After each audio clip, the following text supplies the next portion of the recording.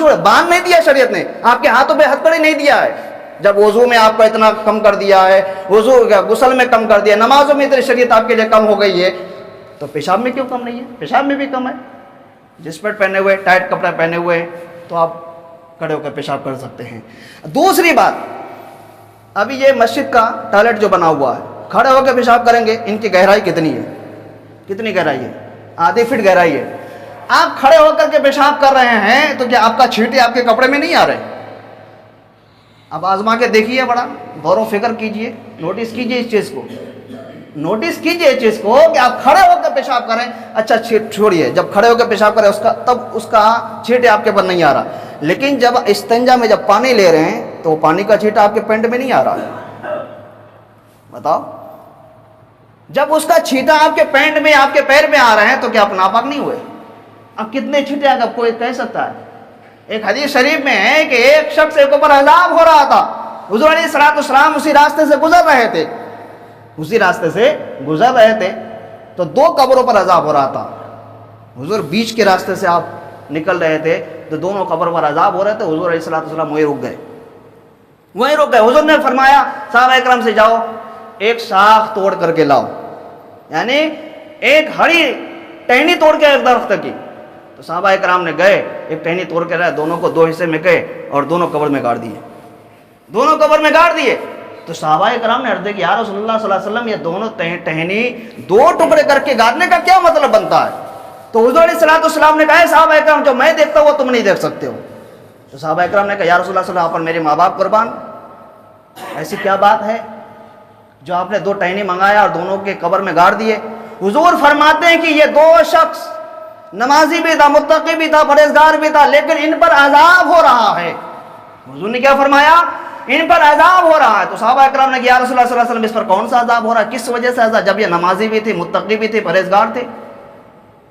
تو حضور فرماتے ہیں کہ اس قبر والے پر اس لیے عذاب ہو رہا ہے کہ جب یہ پیشاب کرتا تھا، پیشاب میں بہت کم پانی استعمال کرتا تھا، پیشاب کے راستوں کو صحیح طریقے سے دھوتا نہیں تھا، اس وجہ سے اس پر عذاب ہو رہا ہے. پھر صحابہ اکرام نے کہا، یا رسول اللہ صلی اللہ علیہ وسلم، دوسری قبر والے پر کیوں عذاب ہو رہا ہے؟ تو حضور نے فرمایا کہ جب یہ پیشاب کرتے تو یہ پیشاب کے چھینٹے سے نہیں بچا کرتے تھے، پیشاب کے چھینٹے اس کے اوپر آ جایا کرتے تھے اور پھر اس کو پاک بھی نہیں کرتے، وہ اسی طرح سے نماز پڑھ لیا کرتے تھے. تو اس وجہ سے ان پر عذاب ہو رہا ہے.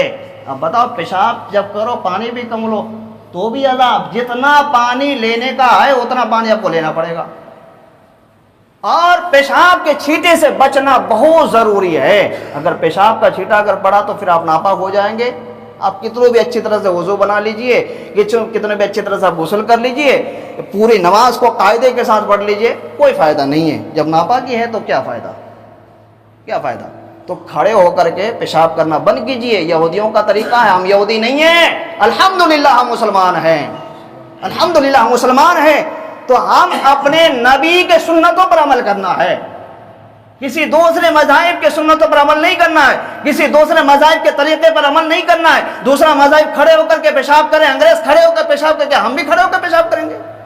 ہاں، آج تم اس عمل کو چھوڑتے چلے جا رہے ہو بھائی، آج تم اسی عمل پر اپنا رہے ہو، یہودیوں کی، نصرانیوں کی، انگریزوں کی. تمہارے بچے دیکھ کر کے وہ بھی کھڑے ہو کر پیشاب کر رہے ہیں. ہاں، تو تمہاری نسل کہاں سے سدھر جائے گی؟ سمجھیے تھوڑا بات کو. جب ہم اس کام پر ملوث رہیں گے، جب یہی کام ہم کریں گے، شریعت کو ہم پیچھے چھوڑتے چلے جائیں گے، ہم سنتوں کو اپنائیں گے نہیں، تو ہمارے نسل کہاں سے سیکھیں گے؟ بچہ کس سے دیکھ کو سیکھتا ہے؟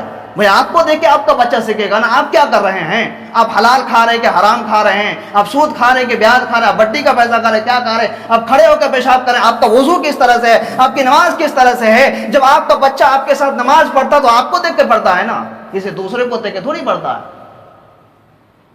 تو پھر ہم اپنے نسل کو تو ہم اپنے ہاتھ سے قتل کر رہے ہیں. اپنے نسل کی قربانی ہم اپنے ہاتھ سے دے رہے ہیں. اپنے نسل کی زندگی ہم خود برباد کر رہے ہیں، اور خود بھی جائیں گے جہنم میں اور اپنے بچوں کو بھی لے کے جائیں گے. کیونکہ جو عمل میرا ہوگا وہی عمل ہمارا بچہ کا ہوگا نا. ہم شریعت مصطفیٰ پر عمل کریں، زندگی ہم شریعت مصطفیٰ کے دائرے میں رہ کر کے گزارے. دیکھیے ہمارا بچہ کیوں نہیں گزارے گا؟ دیکھیے ہمارا بچہ کیوں نہیں دین پر مشتمل ہو جائے گا؟ دیکھیے ہمارا بچہ کیوں نہیں دین پر ڈٹ جائے گا؟ ہم اپنے بچوں کو انگریزوں کا طریقہ سے، کیونکہ ہم اس پر ملوث ہیں، ہم خود ہی اس پر عمل کر رہے ہیں. تو خدا را کسی غیر مذہب کے طریقے پر ہمیں نہیں چلنا ہے. ہمارا دین ہمارے لیے کافی ہے. جس دین کے بارے میں اللہ تبارک و تعالیٰ قرآن عظیم میں ارشاد فرمایا ان الدین عند اللہ الاسلام، اللہ خود فرماتا ہے کہ پورے روئے زمین پر اگر کوئی سچا مذہب ہے میرے نزدیک وہ صرف مذہب اسلام ہے. مذہب اسلام. بتاؤ اس دین میں کس چیز کی کمی ہے؟ بتاؤ کیا چیز نے کس چیز سے تمہیں باندھ دیا ہے؟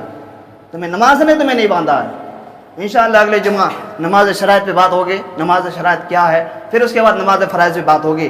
نماز شرائط کا اور نماز فرائض کا جاننا بہت ضروری ہے نماز کے لیے. یہ دو چیز، نماز شرائط کس کو کہتے ہیں؟ وہ باہر والی چیز. جب آپ تکبیر تحریمہ بولتے ہیں نا، اللہ اکبر کہہ کے نیت جب باندھتے ہیں، نماز شرائط یہ باہر آ گیا. نماز فرائض تکبیر تحریمہ کہتے ہوئے آپ نماز کے اندر چلے گئے. تو ان دو مسائل کا ہمیں جاننا بہت ضروری ہے. قرات ہمارا کس طرح سے ہونا چاہیے، قرات کتنی آیت کی ہونی چاہیے، کتنی غلطی پر ہماری نماز دوبارانی پڑے گی، کتنی آیت پر ہماری نماز ہو جائے گی، کتنی غلطی پر ہمیں سجدہ سیو کرنے سے ہماری نماز مکمل ہوگی، کتنی غلطی پر سجدہ سیو بھی نہیں کریں گے نماز بھی ہو جائے گی. تو یہ چیز ہمیں جاننا ضروری ہے.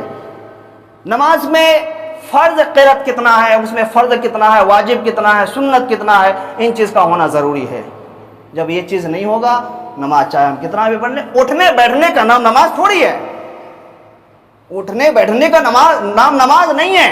نماز اس کو کہا گیا ہے کہ نماز کے اندر وہ جو چیز بتایا گیا ہے، ہم سب کے آقا حضور مولا صلی اللہ علیہ وسلم نے ان چیزوں پر عمل کرنا ہے، ان چیزوں کو پڑھنا، اسی کا نام نماز ہے. نہیں اٹھنے بیٹھنے کا طریقہ تو بھائی ایک بچہ بھی آتا ہے نابالغ، وہ بھی 4 سجدہ کرتا چلے جاتا ہے. وہ بھی تو آتا ہے، وہ بھی دوسرے کو دیکھ کر کے ان کو کہ سجدہ کرنا، رکوع کرنا ہے، اس کو کیسے نیت بننا ہے، کیسے اس کو کیا پڑھنا ہے، اس کو کوئی کچھ نہیں پتا ہوتا ہے. تو ہم نابالغ تھوڑی ہیں، ہم بچہ تھوڑی ہیں. اللہ نے ہمیں عقل شعور سے نوازا، سارے چیز سے نوازا ہے، ذہن سے نوازا ہے. تو ہمیں اس چیز کو سمجھنا ہے، اس پر عمل کرنا ہے. اللہ تعالیٰ سے دعا ہے کہ ہم سب کو اہدنا الصراط المستقیم، شریعت مصطفیٰ سنت رسول پر عمل کرنے کی توفیق رفیق عطا فرما. یا مولا ہم سب کی نمازوں کو، سجدوں کو اپنی بارگاہ میں قبول مقبول عطا فرما. وصلی اللہ تعالیٰ علی خیر خلق نور عرش محمد و آلہ و صحبہ اجمعین برحمتک یا ارحم الراحمین. بحق لا الہ الا اللہ. جو سنت نہیں پڑھ سنت